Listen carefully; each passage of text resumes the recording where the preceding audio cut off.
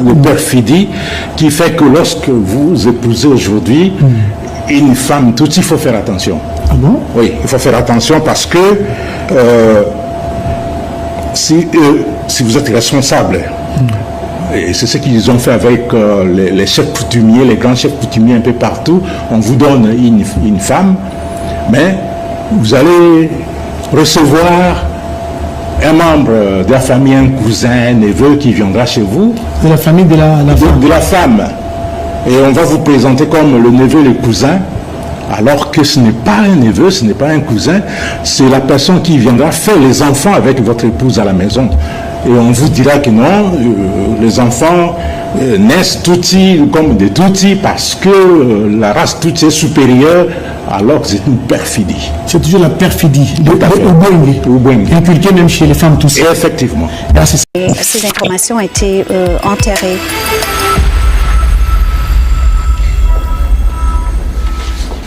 Nadège, la jeune espionne rwandaise, a accepté de nous accorder une entrevue pour nous raconter son histoire. Mais elle craint pour sa sécurité. Nous avons donc décidé de cacher son identité et de changer certains détails de son récit. Je faisais mes études universitaires à Kigali. On nous a appris qu'il y avait des bourses pour aller étudier à l'étranger. On m'a dit que j'avais eu la bourse de la francophonie et que je devais aller au Canada. Nadège dit qu'elle croyait que la bourse était une récompense pour son excellence scolaire et pour son travail de cadre au sein du FPR, le parti de Paul Kagame. J'ai donc commencé à faire les formations. Tout se passait bien jusqu'à la dernière rencontre qu'on a eue, qui était au camp militaire de Gako. C'est là que j'ai appris que je devais faire ce travail d'espionner quelqu'un.